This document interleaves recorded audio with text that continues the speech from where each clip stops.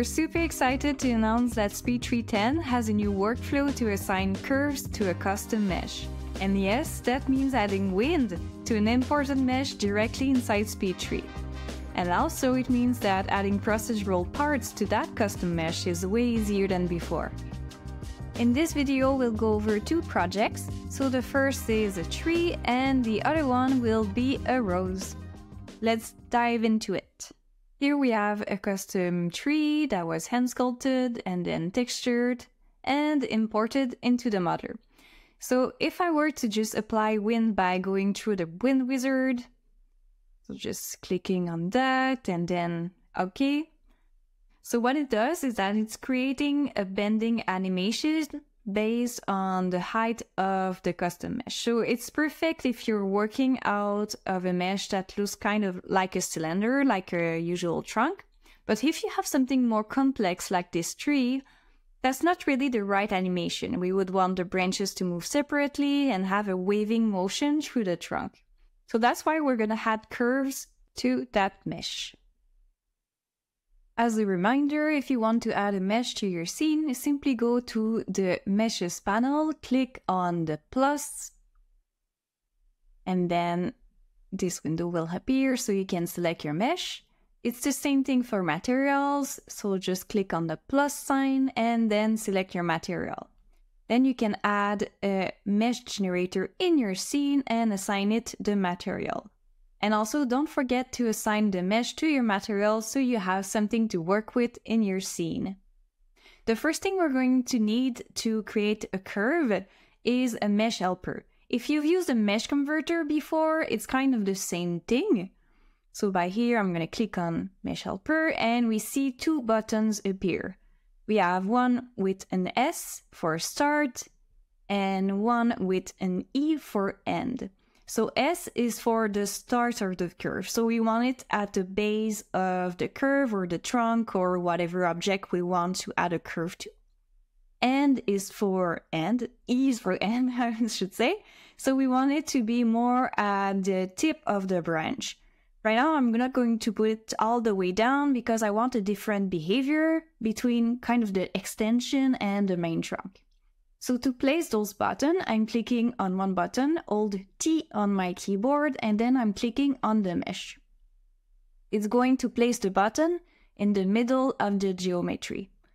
Then I'm clicking on E, holding T on my keyboard, and then clicking on my mesh. There's also another way you can select either one of those buttons. So you could click on Select Body, and it's going to toggle between the two buttons. It can be very handy if you have a lot of them in your scene. So right now we see we have a straight line. We don't want that. We want it to follow the silhouette of the mesh. So by clicking on Set Point Seconds, and we see we have a yellow border appearing in our scene, we can now click on the mesh and add some points to that curve so it follows the trunk. Here I'm simply clicking on the mesh to add the points in the center of the geometry. If you turn around and you see that you made a mistake, you can always undo, so Ctrl Z on your keyboard, and replace your points. Once you're happy with your curve, you can send the spine. It means assigning the curve to another generator. So here I'm clicking on the mesh. And if we look in the generator window, we see that we have a new spine generator next to the mesh generator. And also you see its appearance change, so we know it's set. If you see that your curve is wrong, you can go into node mode and move the points individually. Now that we're done with the trunk, we can move on to a branch.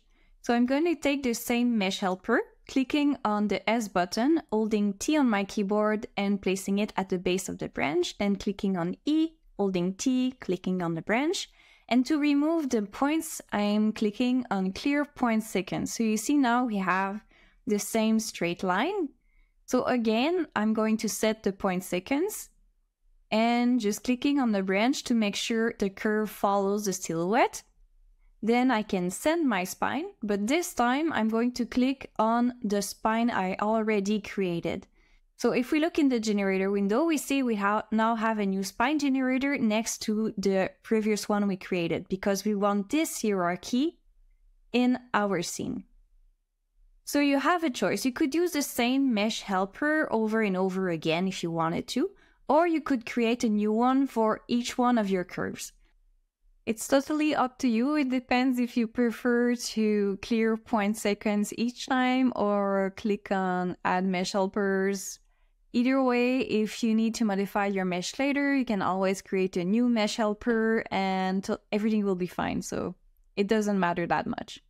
Now I'm going to do the same thing. So we have the S, I'm holding T on my keyboard and then placing it on my branch, E at the end. And then we have our curve, and then it's going to be pretty much the same thing over and over again. So just placing my points, and then sending the spine. And you see here in the menu, we have two options. So we can send it in the same generator, spine 2, or create a new generator. So if you wanted to have different behaviors on both those branches, you would create a new generator. So for this mesh, this asset in particular, I want some branches to have a lot of leaves on them and others to be more dead. So I'm going to create a new generator for the next branch. Again, adding a new mesh helper. So placing my start and then my end and then placing it. And then I created a new generator. It can become very messy in your generation window with all those spines that having the same name, so I would really recommend naming them accordingly. You will save yourself a lot of trouble because it can become tricky to know where you want to send your spines. And then it's going to be repetitive, so I'm going to speed up the process here. So once you get the pattern of it, it's going to be very easy for you to do your whole mesh very rapidly. So just placing points on all of my little branches. And here I'm slowing down again because I think it's interesting. So you see I made a mistake before. The start is not at the right place. So what I'm doing is going into node mode and then simply deleting the curve. So now I can just replace my start button and then sending the spine again to the proper spine generator. And there I have my new curve. So you could decide to delete some of your curves, to change them, and the rest will be completely fine. So you can always come back and forth and make iteration to your scene. Now that we're done with our curves, we can go into the scene objects, click on mesh helper and toggle the visibility. So now we see we have all our curve. And now what I want to do is activate the wind on those curves. First, I'm going to change the wind mode because I want visual effect for this. And then I'm selecting all my curves and making sure I have wind applied. Then going on my mesh into the wind panel, I'm applying wind. And also for the compute weights, I want the best guess and manual. And now if I click on the fan and then enable the wind, we have an animation for our custom mesh. So the trunk is moving in a waving motion and all the branches move separately. Let's take a look at the wind weights. So this is level 1 and we see that there's a little color in one of the roots. We don't want that because we want them to be stationary. So where there's color, it means that there's more motion. But there's a way we can adjust the wind weights. So if we go into the freehand mode and then vertex edit, we can select the vertices we need to modify. So here, if I simply click on the spacebar on my keyboard and then left click, I can paint vertices, select them. And so we have some options. So we could ignore back facing. That means I'm only going to select the vertices I can see directly, not the one behind. We also have this really amazing tool that's called Flow. And oops, sorry about that. It means I can only select vertices that are linked directly to each other. So that way you make sure that you only select the one branch you're trying to fix. We also have select all, clear selection after that. If you want to add some to your selection, you can hold the spacebar, Control, and then left click. And if you want to remove some vertices from your selection, just hold the spacebar and then right click on your mouse. Then we can soft select. So we have a few options from the propagation. Let me just make it bigger. So you see everything that is in baby blue is soft selected. I'm going to remove it because I don't need it for now. I just need to select those little vertices. And then I can either pick a spine if I want the vertices to be affected by a specific spine. I could forget a spine so it doesn't get affected by that spine. And I can make it stationary, which means it's going to make everything black so it won't move anymore. And that's what we want for the root. The two other options there are selecting vertices from a spine or transfer the information to other LODs. Now that we're done, we can look at the wind weights too. And you can see here that the best guess we chose from when we assign the wind weight options on our mesh is really great. So we don't need to do much more on this one, but you could go fully manual if you wanted to. If you have a more complex mesh, meaning that the vertices are closer to each other, like the one that just appeared. So here we have a rose and each petal has been modeled separately and combined into a single custom mesh. It means that when the best guess wind weights happen, it's going to have trouble determining which vertices go with which curve.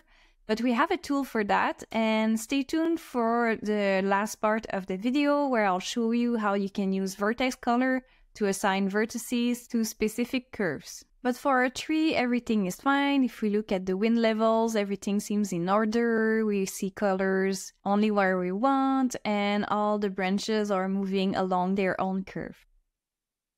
Here we only have 2 wind levels, but you could have more and really build your own hierarchy. Now I'll turn off the wind and go back into the standard render because we're ready to assemble our model. So I changed scene because I added some small stuff like flowers and rocks.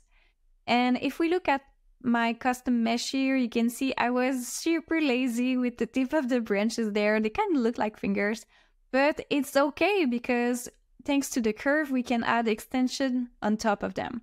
So now if I just add a bifurcating branch generator, we see it's super easy to add some procedural parts. They're already welding.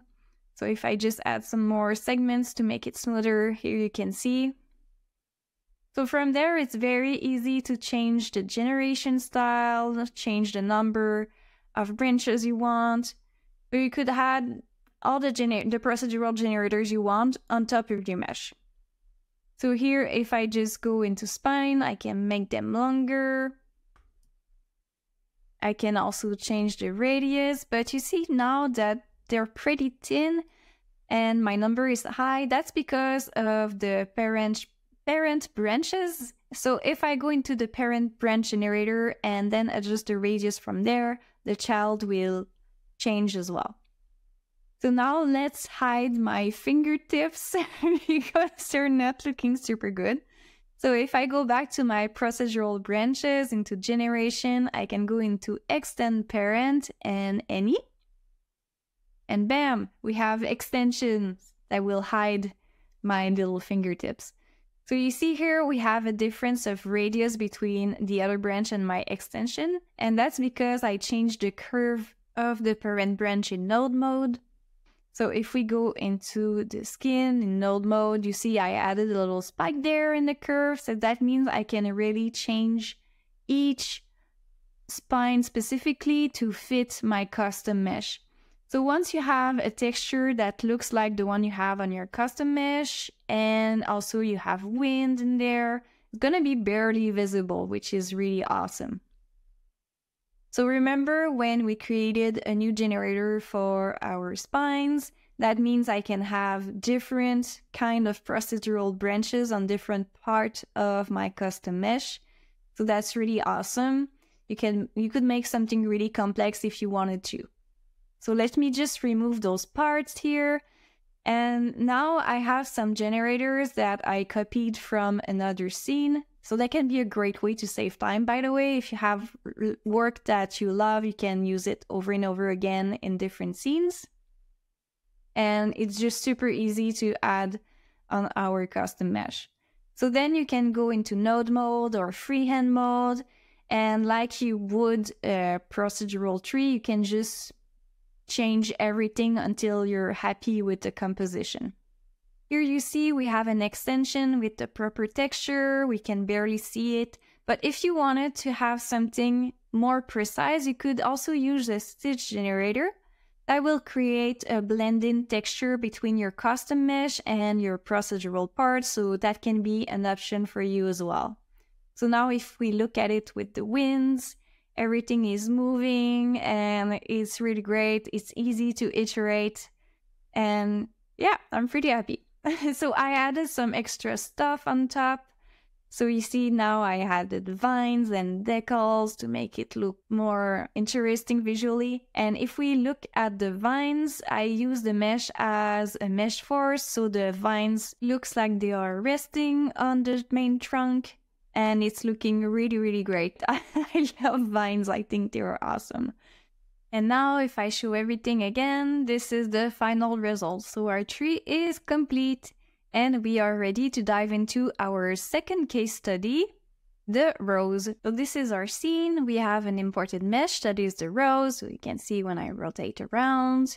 We imported the material. We assigned the mesh to this material. And then if I just show you how I did this, I'm gonna hide those. The first thing I do is add a branch generator. I'm gonna use tube and I don't want any branches. So I'm putting the generation to absolute, the number to 0, and I want to extend the parent. So now we have a super long branch. We'll make that shorter. That should be good. Then we don't want any skin on it, so I'm putting it to spine only. Then I can add a mesh generator on top of it. Then assigning the material, so we have the rose there, but I don't think it's wide enough, so I'm going to the deformation tab and then just playing with the scale a little so it looks more harmonious.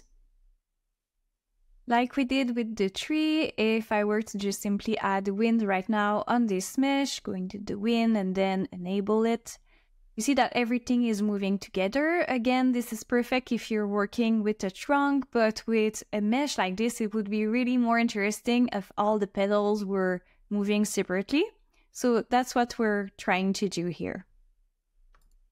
Now, if you remember from the first part, the first thing we need is the mesh helpers. So again, we have the two buttons, S for start and E for end. And in this case, we want each petal to move separately, which means each petal is going to need a curve. Because it's going to make a lot of mesh helpers, well, it would if I were to add a mesh helper from each petal, I'm going to use the same two buttons over and over again for all the petals. So the same way, I'm just going to set the point seconds and then assign the curve to the mesh, which means to the rose. Then once my curve is created, I can use the same mesh helpers and move them to the next petals. So we're just placing them again using the same shortcuts, clearing the point seconds, and then setting the point seconds again. So we'll do that for all the petals. Almost there. And now the final one. Et voila, we're done. So now we have all the curves we need. So the same way we did with the tree, we can enable the wind on the spine. Make sure apply is selected. And then on the mesh, in the wind section, we want to apply the wind. And then we could choose the best guess and manual for the wind waves or go fully manual. Usually I would recommend to go best guess and manual so you can see what the modeler gives you right away and then change it if you need to. So you see here that there are some problems happening in the petals. There are some weird deformation. That's because some vertices are not assigned to the proper curves. What we learned before is that we can go into the freehand mode and then into vertex edit And then we can select some vertices to assign them to the right curve. But first, let me show you the wind weights. Just wait until it shows. Oh, that's the first one. That's not the one we want. We want level 2 because the first one is just for the stem. Okay, so we can see that there are some vertices that are assigned to a curve that belongs to a pedal next to them. So what did we learn before is that we can select some vertices and reassign them. So we can hold the spacebar and then left click to select the vertices. So if I just try to select one petal, it's quite difficult. There are always some little vertices that I don't want in there. I could try to use the soft selection if I make it a little sharper and then reduce the distance. Choose just the tip maybe. No, there are always some vertices in there that I don't want. But we have a solution for that. If you look into the options of the vertex edit, we have select all with all the matching vertex color. If we go into the mesh window, we can take a look at the vertex color of the mesh. So you see here, I assigned a tint different for each of the petals. It can be very easy to paint it on or assign it in another DCC, so you can go ahead and then re-import your mesh. And I should mention the tint doesn't matter as long as they're different, so you can choose whatever palette you want. Now we're ready to select some vertices. So I'm just going to select some on one petal and then use the select with all matching vertex color, and bam, we have a petal that is selected. So all we need to do now is to pick a spine and select the proper curve. And then we'll just do that for all the other petals. For the middle of the rows, I didn't feel it was necessary to have each of those petals move separately. So what I'm doing is just selecting some vertices from each petal, and then I can click on select all with all vertex color, and I'm going to get all of them, even though they don't have the same color. You just need to hold Control spacebar and click to add to your selection. And now that this is done, everything seems in order.